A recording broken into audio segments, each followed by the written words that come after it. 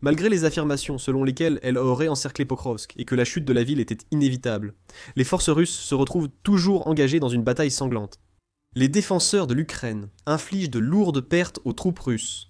Krovsk est une forteresse. Pour l'instant, cette forteresse résiste toujours et pourrait tenir encore grâce à un changement clé dans la stratégie de défense de l'Ukraine. L'Ukraine a transformé Pokrovsk en bain de sang pour les Russes, infligeant des pertes catastrophiques en déployant certaines des unités de drones les plus élites du pays. Tout a débuté quand le président Volodymyr Zelensky a visité le front de Pokrovsk début novembre. Déjà bien conscient du danger qui menace la ville, les visites de Zelensky ont servi à la fois à remonter le moral des défenseurs de la ville et à lui fournir, ainsi qu'à son état-major, des informations directes du terrain. À Pokrovsk, la première de ces visites a eu lieu vers le 4 novembre, selon la British Broadcasting Corporation. Des photographies ont été publiées, et peu d'informations ont filtré de la visite, si ce n'est que le commandant en chef de l'armée ukrainienne, Oleksandr Syrsky, a rejeté les affirmations de la Russie selon lesquelles ses forces auraient encerclé Pokrovsk. Pourtant, Volodymyr Zelensky a jugé nécessaire de retourner sur les lignes de combat de Pokrovsk. Le président de l'Ukraine s'est de nouveau dirigé dans cette direction le 11 novembre. Cette visite a suivi plusieurs annonces du ministère russe de la Défense sur les exploits de ses forces dans la ville. Selon Deutsche Welle, la Russie affirme avoir nettoyé 35 bâtiments en ville. Son message reste clair. Pokrovsk est sur le point de tomber. L'Ukraine a déclaré avoir déployé plus de forces spéciales, d'armes et de matériel dans les zones clés de la ville. Prêt pour la bataille ? Deutsche Welle avait alors indiqué qu'il n'était pas certain que l'une ou l'autre déclaration soit vraie. Nous allions bientôt découvrir que l'Ukraine avait fait exactement ce qu'elle avait dit, cette fois-ci. Zelensky a aussi publié une déclaration après sa visite à Pokrovsk. Le terme avertissement serait sans doute plus juste. C'est notre pays, notre Est, et nous ferons tout pour qu'il reste ukrainien, a déclaré Zelensky. Bien que cette déclaration ait été publique, le président ukrainien et son haut commandement avaient agi en coulisses à Prozab, à Pokrovsk, conduisant à un bain de sang russe. Euromaidan Press détaille dans un rapport du 18 novembre que Zelensky a passé beaucoup de temps à Pokrovsk, en visitant le quartier général des oiseaux de Madiar. Devenus brigade complète fin 2024, les oiseaux de Madiar sont des spécialistes ukrainiens de la guerre par drone, du renseignement électronique et de la reconnaissance, selon Militani. Avant d'être une brigade, les oiseaux de Madiar se sont illustrés en tenant 110 jours à Bakhmout, ne quittant la ville qu'après l'ordre de repli. Pendant ces plus de 100 jours, les oiseaux ont infligé de lourdes pertes aux soldats russes, lors de l'une des batailles les plus sanglantes de la guerre. Bien que les oiseaux de Madiar aient quitté Bakhmout vaincu, ils sont devenus bien plus forts durant les 2 ans et demi après leur retrait en mars 2023. Cette brigade a particulièrement attiré l'attention de Zelensky lors de sa visite à Pokrovsk en novembre, mais il a aussi rencontré d'autres personnes. Zelensky, avec Syrsky, a transformé la base de Madiar en quartier général pour les opérateurs de drones d'élite ukrainiens et formé une équipe d'élite. Aux côtés des oiseaux de Madiar se trouvait la 25e brigade aéroportée d'Ukraine, la 7e brigade de réaction rapide et le redoutable premier corps Azov. D'après ce type, Noah, toutes ces unités ont discuté de ce dont elles avaient besoin pour tenir les lignes, avec Zelensky lui-même. Le président ukrainien a écouté, prenant tout en compte, puis après avoir affirmé que les unités recevraient ce dont elles avaient besoin. Le président ukrainien les a tous préparés, avec un ordre brutal. Zelensky et le commandant en chef Syrsky ont donné la même directive. Achever les Russes à Pokrovsk. La suite a montré que l'ordre avait été parfaitement compris. Euromaidan Press rapporte. Ce qui suivit fut un bain de sang décimant de nombreuses forces russes à Pokrovsk. Les oiseaux de Madiar ont mené l'assaut brutal contre la Russie.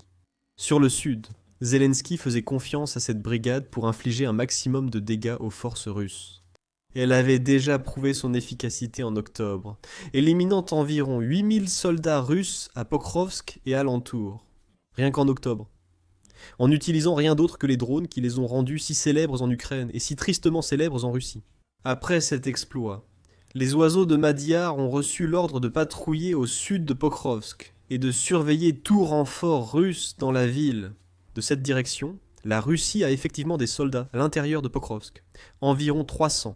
Selon ABC News d'Australie, qu'il a rapporté le 17 novembre. Cependant, ces soldats ne sont pas entrés dans Pokrovsk, dans le cadre d'assauts mécanisés massifs, comme ceux que l'Ukraine a connus à Bakhmout et ailleurs pendant la guerre. Les soldats russes s'infiltrent. Ils se faufilent au-delà des défenses ukrainiennes, en petites unités, ce qui leur permet de franchir les lignes de combat et d'établir des positions, certes petites et mal défendues, à l'intérieur même de Pokrovsk. Euromaidan Press indique que des images capturées depuis l'intérieur de Pokrovsk le montrent. Ces infiltrés circulent désormais seuls, profitant du terrain urbain pour échapper aux chasseurs ukrainiens. Il y a une logique derrière ce type de mouvement.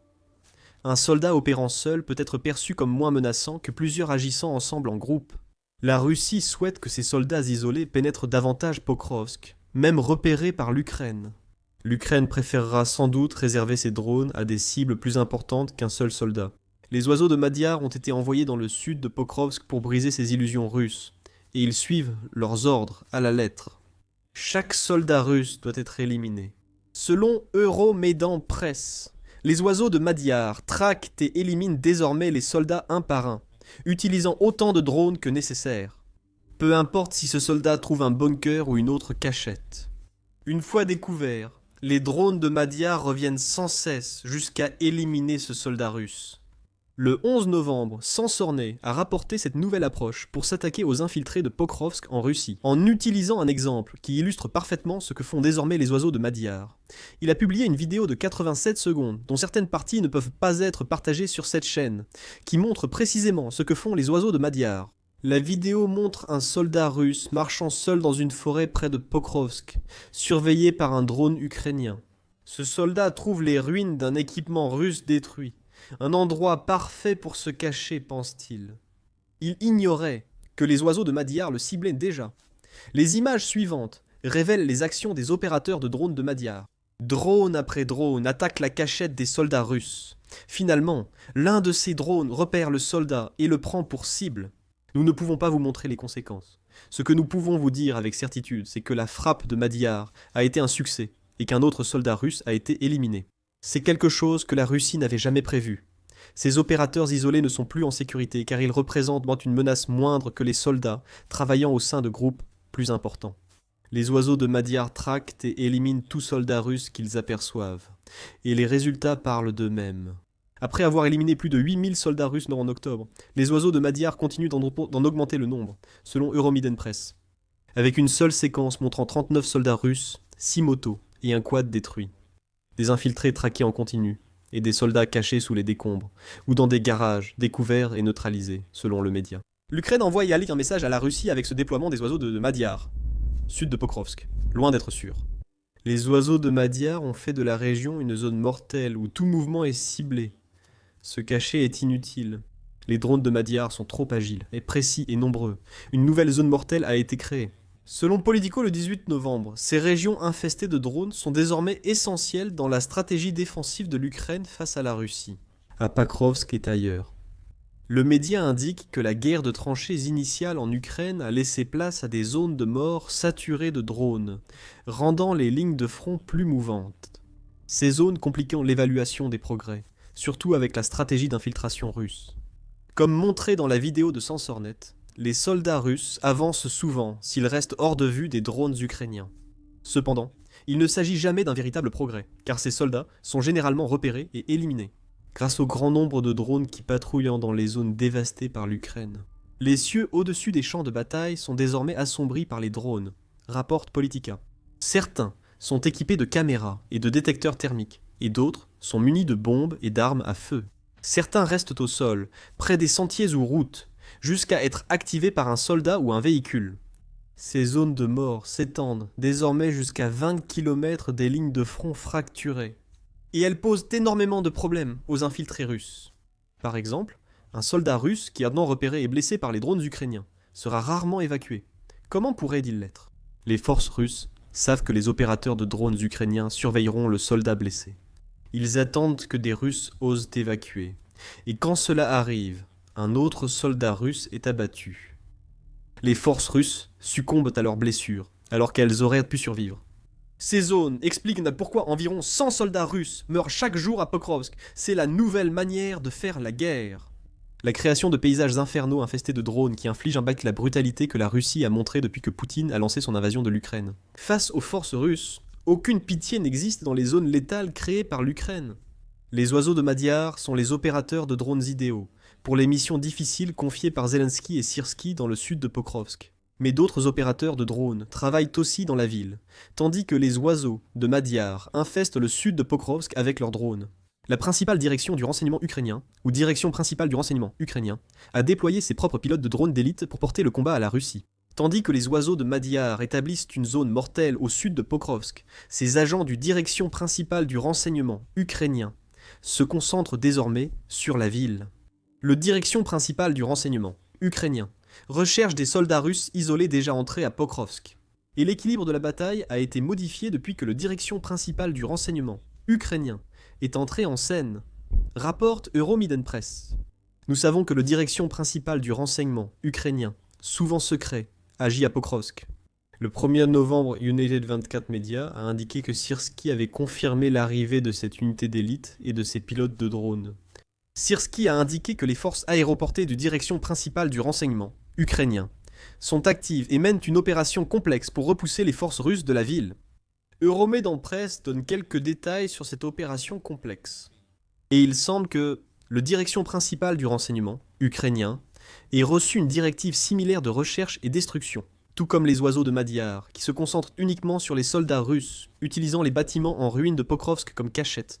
L'arme de prédilection des opérateurs de drones du direction principale du renseignement ukrainien est le drone à vue à la première personne, ou vue à la première personne équipée de fibres optiques, qui leur permettent de contourner les contre-mesures de guerre électronique russes.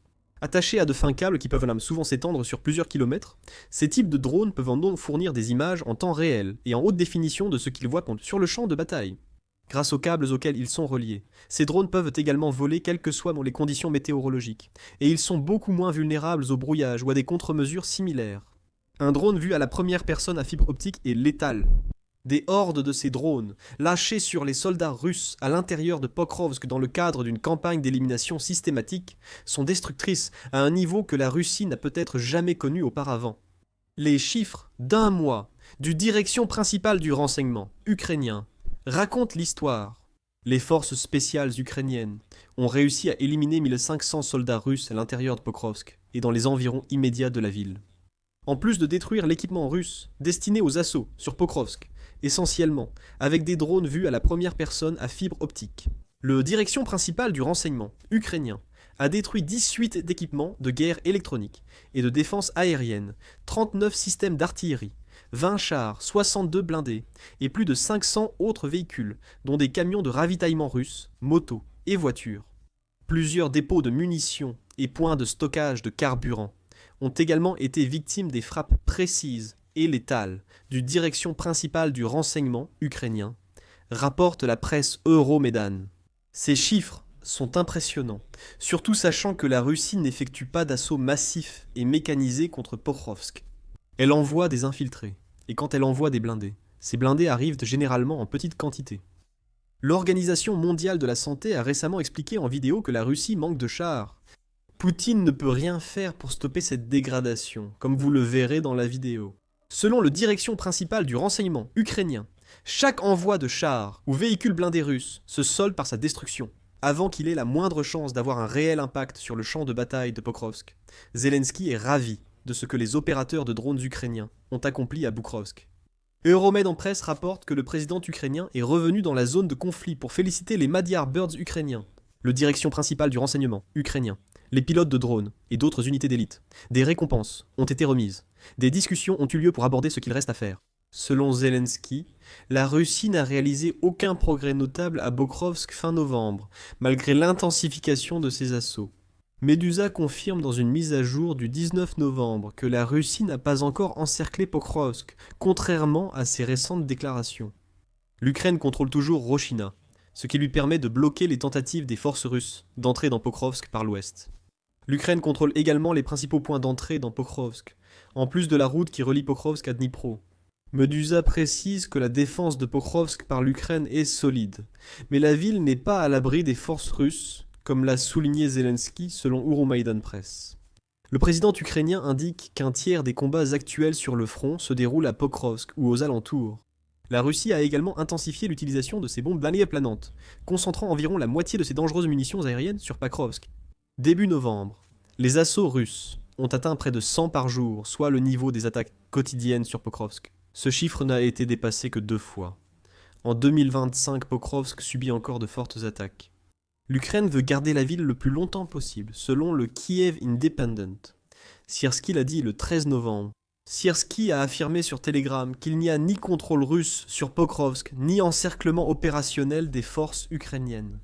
La stabilisation dépend largement d'une coordination efficace entre commandement et unités sur place. Cette coordination semble être en place, si l'on en juge par les récentes actions des Magyar Birds et du direction principale du renseignement ukrainien. L'Ukraine continue de tenir la ligne, et a même réussi à maintenir les routes d'approvisionnement et d'évacuation vers et depuis la ville. Ce simple fait porte un nouveau coup au récit russe, selon lequel Pokrovsk serait encerclé et sur le point de tomber. Les forces de défense ukrainiennes font tout pour empêcher l'ennemi d'avancer et de s'établir, a conclu Siersky. Aussi courageuses soient-elles, rien n'assure que les forces ukrainiennes tiendront à Pokrovsk. Ceci s'explique en partie par le grand nombre de soldats engagés par Poutine pour prendre cette ville stratégique. Reuters indique que la Russie a mobilisé jusqu'à 150 000 soldats pour une offensive finale sur Pokrovsk. Et Poutine veut que la ville tombe avant que le froid hivernal ne s'installe et ne rende les futures offensives plus difficiles à mener. Le temps presse si Poutine vise une victoire hivernale malgré quelques avancées russes. Le 18 novembre, le Kiev indépendant a signalé la présence de soldats russes au nord de Pokrovsk. L'Ukraine cherchera sans doute à éliminer ses envahisseurs, comme elle l'a fait avec les soldats russes commis à Pokrovsk et dans la ville elle-même. Alors qu'elle constate que ces tactiques d'infiltration n'obtiennent pas les résultats escomptés, la Russie a recours à des stratégies bien plus sordides à Pokrovsk. Et ces tactiques sordides pourraient suffire à ralentir l'élimination par l'Ukraine des infiltrés russes à Pokrovsk. Le 18 novembre, United 24 Media a relayé que le service de sécurité d'Ukraine, affirme que les infiltrés russes à Pokrovsk utilisent des boucliers humains pour se protéger. Ces soldats enlèvent les derniers civils, dont un homme, une femme et un enfant de 13 ans capturés par les forces russes. Le service de sécurité d'Ukraine affirme que ces civils ont été forcés de marcher devant les Russes pendant que les soldats fouillaient les bâtiments. Employer des civils ainsi viole directement l'article 28 de la Convention de Genève, protégeant les civils en guerre, comme le rappelle le service de sécurité d'Ukraine. Poutine ne s'en soucie sans doute pas. Un jour plus tard, le Kiev indépendant a rapporté que les soldats russes ont également commencé à se déguiser en civils à l'intérieur de Pokrovsk. Ils se débarrassent de leur armure et de leurs vêtements d'identification, souvent reconnaissables uniquement par les fusils qu'ils portent, à moins qu'ils n'abandonnent aussi leurs armes. Encore une fois, il s'agit d'un autre crime de guerre, car la Russie essaie de forcer l'Ukraine à commettre l'horrible erreur de tuer son propre peuple pour arrêter l'infiltration russe. Le recours de la Russie à ces tactiques montre que la tentative de Poutine pour prendre Pokrovsk ne se déroule pas comme prévu. Il n'y a aucune domination de la Russie, aucun encerclement. Au contraire, l'Ukraine a créé des zones de destruction qui déciment les soldats russes. Le direction principale du renseignement ukrainien traque et élimine tous les Russes causés leur équipement à Pokrovsk avec ses drones vus à la première personne. Et bien que Pokrovsk soit toujours sous une menace grave, il semble de moins en moins probable que la ville tombe d'ici l'hiver. Bien que les soldats russes commettent des crimes de guerre pour réaliser la vision de leurs dirigeants, l'Ukraine ne semble pas tomber dans le piège de la nouvelle tactique russe, utilisant les civils de Pokrovsk contre elle. Ailleurs dans Donetsk, l'Ukraine adopte une stratégie audacieuse, détruire sa propre infrastructure énergétique pour nuire à la Russie. L'Ukraine a coupé l'électricité dans le Donetsk occupé avec une série de frappes qui ont plongé les forces russes occupant la région dans l'obscurité. Regardez notre vidéo et abonnez-vous à The Military Show pour suivre la situation à Pokrovsk. Merci de votre fidélité.